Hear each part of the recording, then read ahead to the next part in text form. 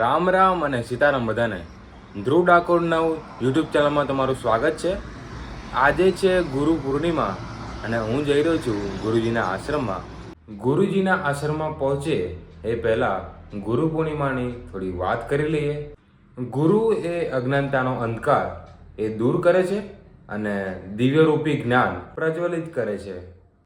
જે વસ્તુ મહેનતથી અને તકદીરથી ના મળે એ ગુરુ કૃપાથી ચોક્કસપણે મળી જ જાય છે. ગુરુ પૂજન કરીને ગુરુજીને પ્રસન્ન કરવાના આપણે વધારે પ્રયત્ન કરીશું. તો વધારે સમય નહીં લેવું, પહોંચીએ આપણે ગુરુજીના આશ્રમમાં અને ગુરુજીના દર્શન કરીએ.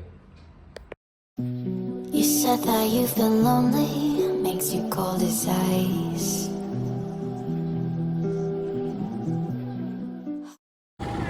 આ છે રાનેનો બ્રિજ, જ્યાં સરસ મજાનો વરસાદ પડી ગયો છે પહેલાં જ. હવે થોડુંક જ રહ્યું છે આપણું જંત્રાલ ગામ. હવે પહોંચીએ આપણે આગળ. આપણે અત્યારે જંત્રાલમાં પહોંચી ગયા છે. આ પંચમહાલ જિલ્લામાં આવેલું છે અને કાલોલથી લગભગ 12 કિલોમીટરના અંતરે આ જંત્રાલ આવેલું છે. તો હવે ગુરુજીના આશ્રમમાં પહોંચીએ અને ગુરુજીના દર્શન કરીએ.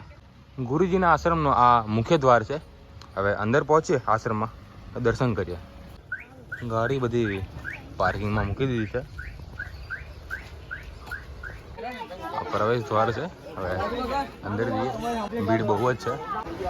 આંબાવાડી આશ્રમમાં આપણે આવી ગયા છે અને ભાઈ ભક્તો બાપુના દર્શન કરવા માટે અંદર જઈ રહ્યા છે. તો અંદર પહોંચીએ અને બાપુના દર્શન કરીએ.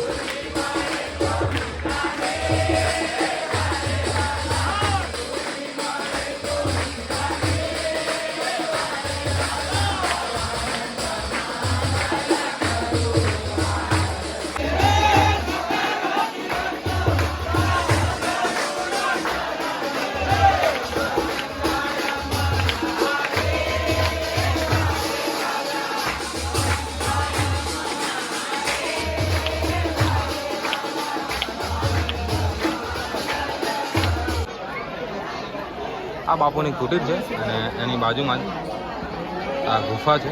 હવે ગુફામાં પહોંચીએ.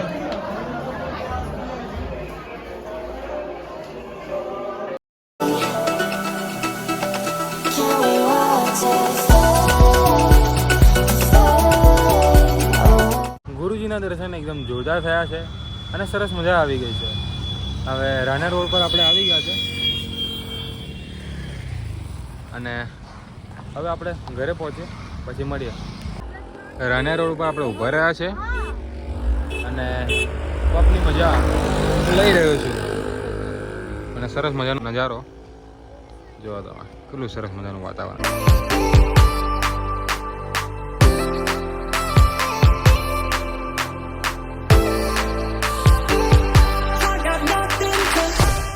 હું આવી ગયો છું ઘરે અને ગુરુ પૂર્ણિમાનો મહોત્સવ ખૂબ જ જોરદાર રહ્યો છે અને ગુરુજીએ ખૂબ આશીર્વાદ આપ્યા છે. જો તમને આ વિડીયો ગમ્યો હોય તો લાઈક, શેર અને સબસ્ક્રાઈબ કરી દેજો. મળીએ એક નવા વિડીયો સાથે. ત્યાં સુધી બાય બાય.